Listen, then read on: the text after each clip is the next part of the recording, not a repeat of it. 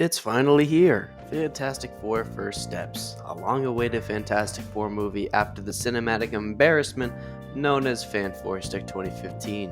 In the multiple months leading up to Fantastic Four's release, there were so many people trying to say, oh, this movie's gonna be fantastic, this movie's gonna be perfect, Fantastic Four First Steps is gonna be a 10 out of 10.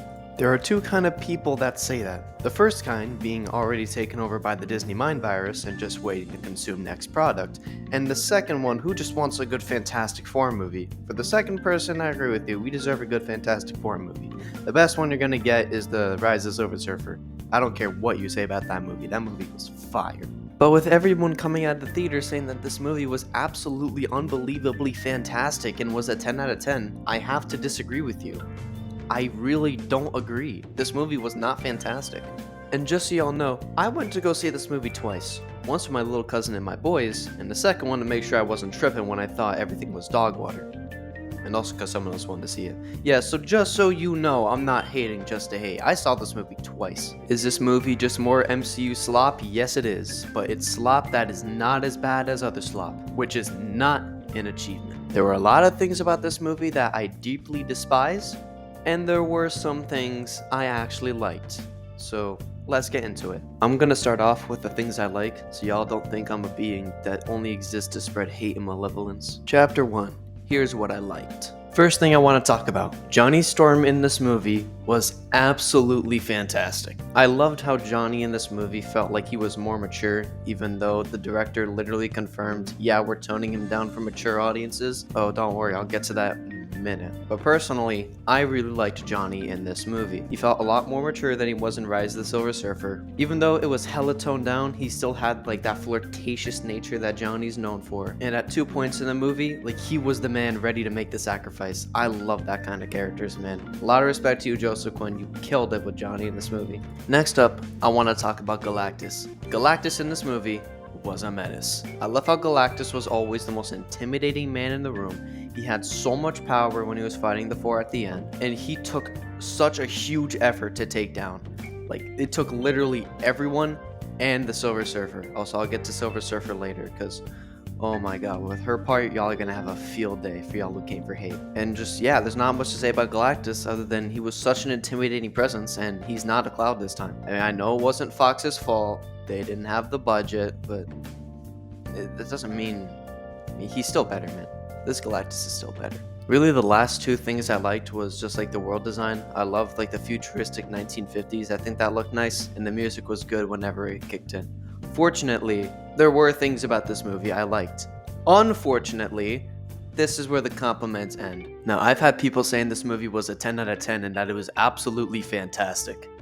Now, I'm gonna debunk this shit hard. This is where the movie goes from Fantastic Four First Steps to the Fantastic Fuck-Ups First Steps to Hell. Chapter 2. Pedro Pascal and the no-good Mr. Unfantastic. It was already a huge problem for this movie when they casted Pedro Pascal as Mr. Fantastic. Everyone could see that this was a problem. And for everyone who is saying, we don't know why it's a problem, let me explain this to you. Disney has an awful reputation of not listening to feedback, right? And we have been asking for years, good movie comes first, celebrities and whatever comes second. And apparently, Disney yet again did not follow through. People have the same kind of fatigue with Pedro Pascal as they have with Dwayne Johnson when he was in nearly every movie. Remember when people were getting tired of Dwayne Johnson and movies just didn't do well? The same thing is happening with Pedro. We're tired of seeing him in every single movie. I just want to make this note. I don't personally hate Pedro Pascal. I don't have anything against him. I don't think he's an awesome guy, but I don't hate him dearly. I mean, to me, he's just a guy. I'm not going to bring up his anxiety problem with touching people. You know, that's his issue, not mine. I'm not going to bring that up. I'm not going to say he's a bad actor. He played his part fine. But there were so many other actors that they could have casted for Mr. Fantastic. Also, not to mention, Pedro Pascal does not look like Mr. Fantastic. Now, with the character of Mr. Fantastic in this movie, now, I thought he was mostly okay, except there was one glaring issue that only came up a few times, but it felt very intentional by the script. Nearly every single chance they got where they could get away with it, they were just putting down Reed, with the script having him say, oh, it was my fault, oh, it was a screw up on my part. Or even when they were planning to bring Galactus to Earth to lure him into the portal, Sue literally like accused Reed of thinking, oh, you thought of using Franklin as bait, you thought of using our child as bait for Galactus, which is terrible. And Reed literally told her, I mean, I didn't say it, I mean, I think of every single solution. I'm thinking of literally every single solution we possibly have. No, it's not the only one. And like literally, we have everyone, Sue, Ben, Johnny, everyone starts yelling at him, and even like Sue like disappears like with the baby for like a solid 2 minutes. It's like they tried nearly every chance they had at making Reed look bad, or just whatever chance they could like get away with it. I don't know if that's just me, but I promise you this point will make so much more sense when I get to Vanessa Kirby's part, which we're about to get to right now. I'm adding this in post-production because I just remembered. I just want to add one more thing to Mr. UNFantastic's part. Yeah, in the Silver Surfer fight scene, you know, like near the middle of the movie, he doesn't do anything. He does not help. You know, Johnny is able to land like a clean body slam. You know, Ben is able to like knock the shit out of her, right? But when Mr. Fantastic, when he gets his turn to do something, like when he's like protecting Sue who's pregnant right now with the baby, that's your fatherly instinct to protect your child. Fucking reaches out his arm the same way he did against Wanda in Multiverse of Madness and gets his shit rocked. He does not land a single hit. He does not contribute, not at all. And then yet again, Sue is left to body the fuck out of Silver Surfer. Even when they're escaping, even when they're on the ship and Reed is helping her give birth, when Silver Surfer comes back for that bitch ass little kid who can control the fucking universe, she pulls up and Reed just fucking looks there in horror and doesn't do jack shit. He doesn't stretch out his arm to push her back. He doesn't stretch out his arm to do anything. He just fucking sits there in horror while Vanessa Kirby's about to get fucking lobotomized and her baby is about to get taken from her from the fucking Chrome Lady. Dude, this is supposed to be Mr. Fantastic. It's so stupid, man. This is not fantastic. Chapter 3, Gender Politics and the Invisible Terror. The first thing I would like to say about this part is that I would like to give a very special, warm-hearted thank you to Vanessa Kirby for a few months ago mentioning in this article right here that the movie was going to have gender politics and that I knew to come in with low expectations. Was Sue Storm a badass in this movie? Absolutely. But Sue Storm was not a badass because the people making it thought you, the average viewer, would like it. They made Sue Storm a badass in this movie because they thought that the female activists would enjoy the hell out of it. And honestly, I hope they did. And that point alone dearly pisses me off because the first time I came out of this movie, I wanted to like it. I really did. Honest to God, I really wanted to like this movie. But just with the fact that Vanessa Kirby confirmed for us that yes, gender politics are in the movie. No, Marvel has not changed. I cannot accept this. I can't. Marvel has to fucking get their shit together, and they're clearly not doing that. You can feel free to enjoy this movie and enjoy Sue all you want. You know, the Sue Storm from this movie. Feel free to enjoy it as much as your heart's content, but keep in mind that every single time you see this, Marvel does not have your best interest in mind. Disney does not have your best interest in mind. They do not think of you when they make these choices. Chapters 4 and 5. So here's the thing. Alright, so Johnny and Ben's part were both really short, so I just decided to combine these two. So it's going to be still pretty short, but I'll try and get through it as fast as I can. Like I said before, I really like Johnny in this movie. I love how he still has the flirtatious nature. I love how he still makes those crazy jokes. Actually, no, crazy joke as in singular, because he only does it once in this movie, asking Shalabah, okay, so like, is the surfboard a part of your body, or? The thing with Johnny is that he's always like pumping out those jokes. He's always throwing it out there. Remember in Rise of the Silver Surfer and the 2005 movie when he was just going crazy with it? That's Johnny, man. That's Johnny Storm. Now listen, I understand Disney is full of people too scared to make good movies and good likable characters that are actually perfect, but I don't know, just I felt like with Johnny they did really good, but they could have just gone like that little extra mile. And the thing with Ben Grimm, he didn't do anything in this movie. Ben barely did anything. He barely contributed. He only like had one like good solo scene, which was him lifting up the car and like talking like that one teacher.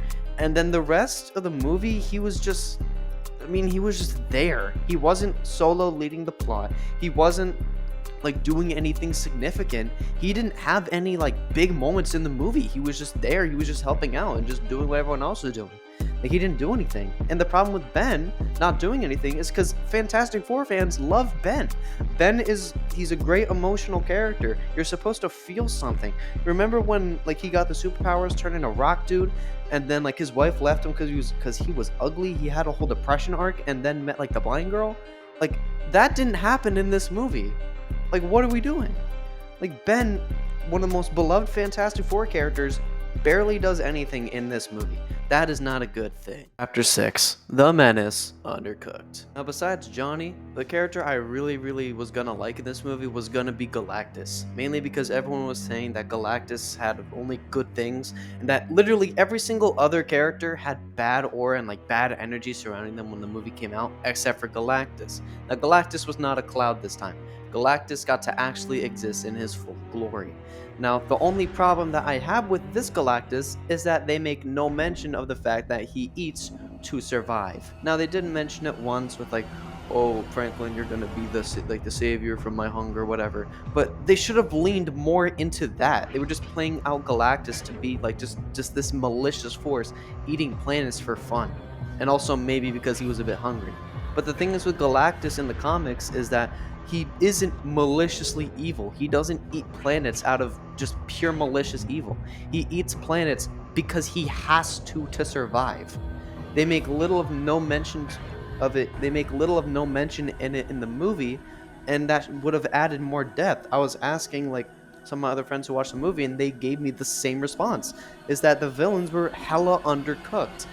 And Silver Surfer, I'll get to her in a minute. Just let me finish this part first. I liked Galactus in this movie, but he could have had more. That's all I'm gonna say. You know, I was holding this part off because everyone in this movie was flawed, yeah. This character in particular, Jesus Christ. Chapter 7, The Rise of the Silver Sucker. Everyone wanted the Silver Surfer to be in this movie. I really wanted the Silver Surfer to be in this movie. The Silver Surfer is my third favorite Marvel character ever, just under Iron Man and Doctor Doom. I was excited to hear that the Silver Surfer was going to be in this movie. But when I, and I'm sure millions of other people, saw that Julia Garner, a female actor, or an actress, whatever term you want to use, was casted, we all knew it was gonna be a bunch of bullshit. Not because it's a female, don't get it twisted, I'll explain in a second, but that, yeah, Marvel did not fucking change one bit. The character of Shala Bal is so fucked in this movie. There is so much I can say, I don't even know if I can get through all of it, but I'll try. Everything about Shala Bal in this movie is a legit fucking nightmare. Both her character and the writing is an absolute genuine mess. With the writing, there is nothing original about Shala Bal. Everything about her in this movie was copy and pasted from Norrin Rad and made worse. Don't believe me? Here is everything that both Norrin Rad and Shala Bal did in their respective movies. In Rise of the Silver Surfer, Norrin Rad tells us, yeah, Galactus came to my planet, I had to protect my family, and also my planet, so I became the Silver Surfer, came to Earth, fucked shit up for a bit, talked to one of the Fantastic Four members, got his shit straight again, and then came back to help defeat Galactus and redeem himself in at least one way or another. In Fantastic Four First Steps, she says Galactus came to her planet, was about to air that bitch out, said, no, please, let me become the Silver Surfer, and don't air out my fucking planet, and please don't air out my family, please. And he said, okay, yeah, sure.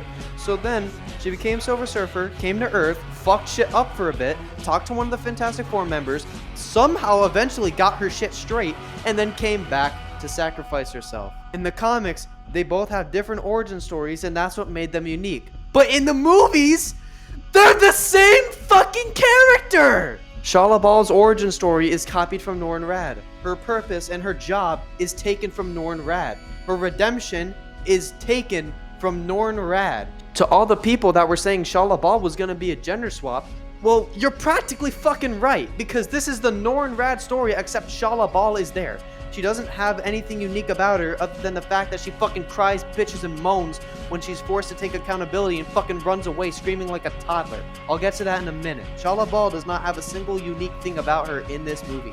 She is literally Norn Rad, except it's a girl. That is the only difference between these two movies. And her personality in the second half of this movie genuinely pisses me off. This is more of a personal thing rather than a factual thing, but just please hear me out on this one, because it genuinely fucking grinds my gears. When Shala had her second encounter with Johnny, she chased her through like the city or whatever, and then was forced to take accountability. When she's faced with all the horrible things she's done and helped happen, you wanna know what she does? She doesn't sit there and think, you know what, I really fucked up. I really caused Jimmy's now. No, she fucking screams and runs away crying like a little fucking toddler having a tantrum. You wanna know what Norn Rad did? When Sue was confronting Norn Rad about all the horrible shit he did, you wanna know what he said? I did it to protect the ones I love. Like, he knows exactly what the fuck he's doing. He knows all the atrocities he's helping to commit. At least he can fucking stay mature. Alright? At least he can fucking stay mature while he's admitting to the horrible shit he's done. Meanwhile, in the movie, Shala Ball is running away and crying like a little kid who got their toy stolen. And this is supposed to be the Silver Surfer, man. It's fucking embarrassing. What makes this all so much worse is that she doesn't show up for the rest of the movie. After she has her mini crash out, she runs away, has like 2 seconds of a talk with Johnny where they talk about absolutely nothing other than Johnny just wanting to sacrifice himself. She tells him no. And then after all that, she doesn't show up for the rest of the movie until the last 5 seconds of the Galactus fight at the end, where she like kills herself so Galactus can get sent through the portal and can never come back. That's all she has in this movie. And this is the part that genuinely made me want to walk out of the theater. All right, this is where it gets bad. When Galactus comes back out through the portal, we're like, oh no, Galactus isn't done. He's gonna come back and fuck up more shit. Yeah, and Johnny sees it. Johnny's been wanting to make the sacrifice the whole movie, so he like calls up Reed and says, Reed, tell Franklin Uncle Johnny loves him. And fucking Johnny's about to go sacrifice himself. Like, he's about to NFL tackle, Galactus back through the portal. He's gonna die to stop Galactus. They had the Future Foundation mentioned earlier in the movie. I'm like, oh my god, Marvel's actually about to do it. But then I was thinking in the back of my head, it's Disney. It's Disney. What's the catch? What are they gonna do? And then fucking Silver Surfer comes in, with no exaggeration, fucking WWE body slams him out of the way, and then like she literally steals his kill. Now I know, yeah, she saved his life. Yeah, she came back to be a good guy for the last like few minutes of the movie, but motherfucker body slamming him? Is this the best we can come up with? In an alternate universe where this movie was written by a Polish twink genius, allow me to put you on game. After the second encounter with the Silver Surfer, Johnny has that talk with her up in the sky.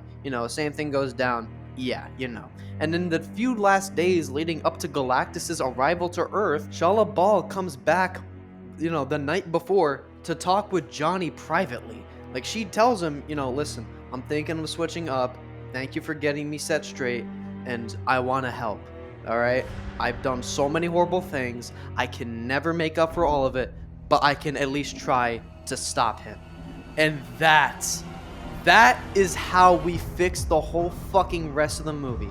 No fucking body slamming. No, like, showing up the last minute. What pisses me off, too, she didn't even say anything. She didn't even say thank you. And to all the people who are gonna tell me, oh, she didn't have time. Oh, she can't go full speed on planet.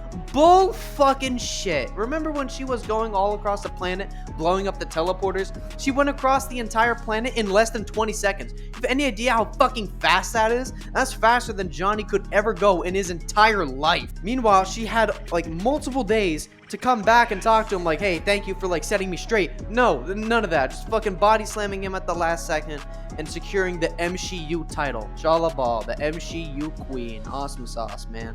The Silver Surfer deserved better. Julia Garner deserved better. Fuck this movie. Alright, time for final verdict. Was the movie good? Was the movie fantastic? Absolutely not. Was this movie undeniable dog water? No. I don't think it's dog water. I don't think it's great.